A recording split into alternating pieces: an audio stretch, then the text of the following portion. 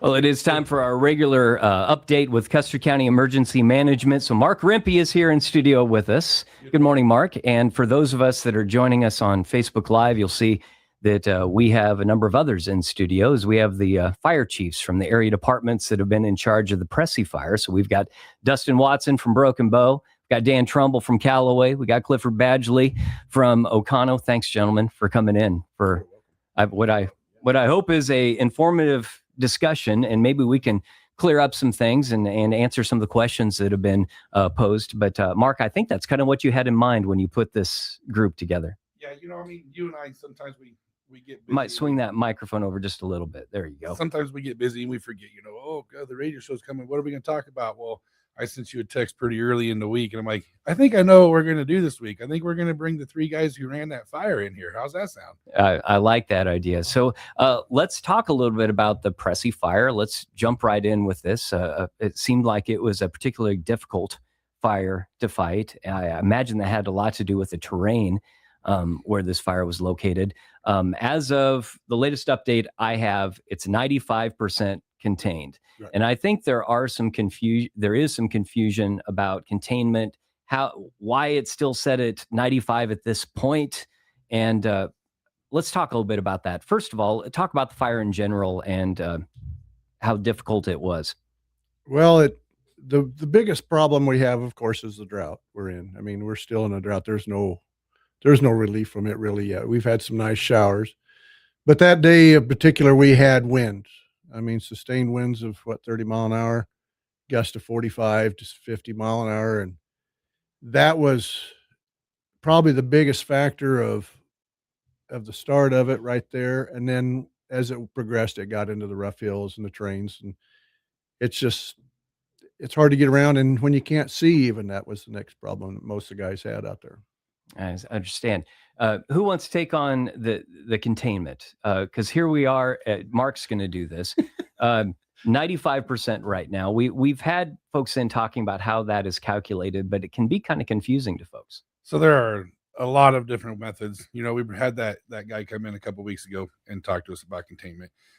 This one's a little bit different of the factors that are steering it. This was a very large scale event. A lot of dry area still around it, a lot of homes around it. When control was passed back, well, control never left Custer County. Let's get that straight. But when our help left and these three took back over their fire districts alone, they decided to work together, continued, but they don't want to just let it go. We had some good moistures. That burn can still come back. They don't want to let go of that quite yet until they're 100% confident and comfortable that it is not going to break out and run on them again. So what is the situation with the Pressy Fire right now? I mean, what is being monitored? Perimeters. Dan? The perimeters are being watched basically 24/7. So talk about how the three of you, your three departments, kind of coordinate the leadership, the attack of this fire, and how that came to be. So with the coordinating the IC for the fire, we just kind of went by counties, right? So it started out in Oconto's fire district, and as it grew, we seen the need for more help. There's more miles, more fire. It's getting longer. It's getting wider. It just takes more help to cover the entirety of the fire. And communication, how is that achieved between the three departments? Well, I think the communication was great. I mean, Dan was on the west side, and we got hold of him. Because I was with Mark in the pickup, and Dustin was we got him covering the east side, and it worked well. I was impressed that people could understand. We had to go to 2-channel system, so we weren't east side, west side, back and forth. But and to me, it was a no-brainer to let those guys kind of take care of things, because it was a big fire, and it takes a lot of people, not just for fire, but for coordination and stuff. We've talked a little bit about how the departments will call for mutual aid and help from across the state and beyond. But when the extra help is no longer needed, and we've had questions about this on our Facebook page at K-Bear, is you're at 95% containment, but they were concerned that the help was headed home from the other area fire departments. Maybe could you kind of clear up any confusion along those lines? So the help did not just abandon us or leave us. Yeah. We had meetings and we talked. So when the state was released, we had decided that our resources within our districts could continue to monitor the fire from that point on. Very good. Talk about battling, vegetation fires like this. You can't just really put it out, pour water on it and it's done. It takes time. It's different than like a structure fire in town. Well, there's no such thing as a scenario fire. Yeah, you can be sitting at a table and talk about a lot of things. You can go practice a lot of things, but no fire is going to act the same both ways. Wind is the biggest factor we had. You don't get out in front of a fire like that. You have to chase it down, try to bring it in from the sides and flank it. And with some of the terrain, there was no getting down in to do that. We had basically wait till it comes out till we can get to it. But the other factor of that with that wind was people couldn't see. And when you can't see, you gotta hold back. And when you're holding back, that means your fire can be building, and it's risky out there. Could you talk about some of the strategy or tactics you use to get to where we are now? Flank it. Come in from the flanks. Mm-hmm. Both sides. Pinch it to the middle. And when you say flank it, talk a little bit more detail about The very outsides, not at the point back. We've had some guys that didn't understand that at times, and they don't like it because there's too much smoke there. Well, I'd rather be on the black than out in than on unburned, because you're putting yourself and others at risk when you're out there trying to hit the head fire. And I've seen a lot of high wind fires, and there was one that I was at here just recently, and there was no stopping that fire. I mean, I was talking with those guys from those crews at Cottonwood.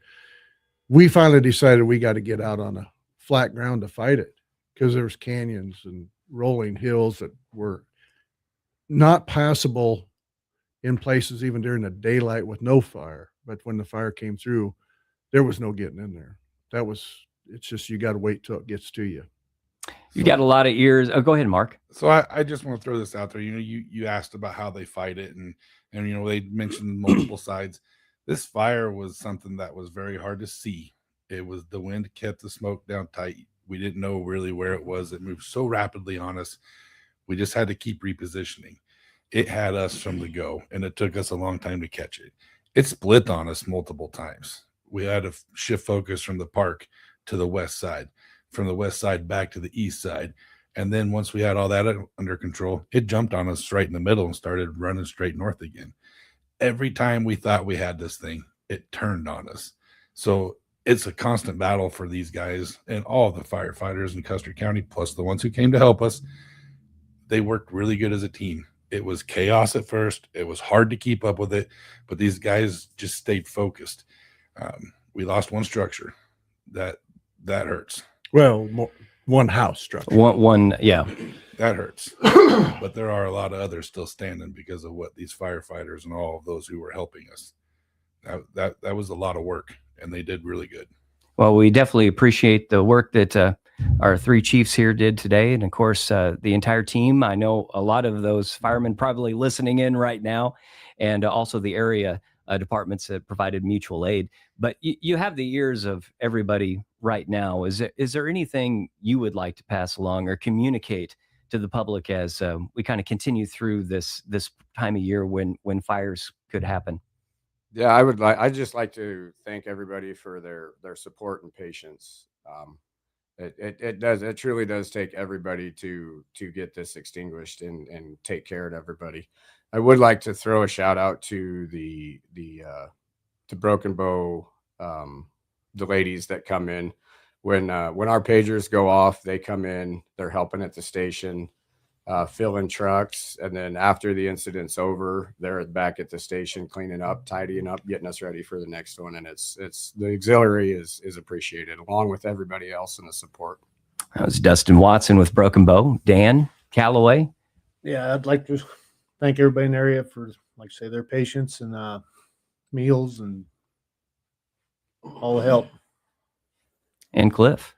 You know, I've been doing this now for 40 years, as of last September, and this is the biggest fire that I've ever had to help with the position I'm in. But it's amazing when the call goes out across the state, what happens.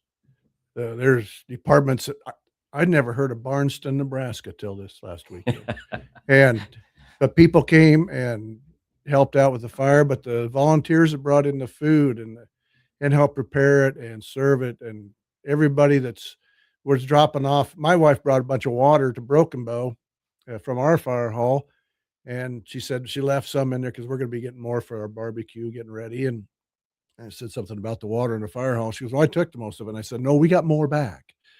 Because people were bringing food into Oconto's fire hall, which as the fire progressed farther north, we were closer to Broken Bow for things. But, you know, I'm thankful those people are thinking about us and praying for us. So it's a great thing. Just a couple more questions, then we'll get everybody back to music. Where do we stand with burn permits right now in your district? I know there are some districts in the county that are doing prescribed burn permits, but to my knowledge, your 3 districts are still under a burn ban. Right. Yeah, so Broken Bow with the burn permits, we are not handing any out at the present time. What we're waiting for with burn permits is green grass to help control them fires had they deemed out of control, slow them down, give us a chance to get a good jump on them.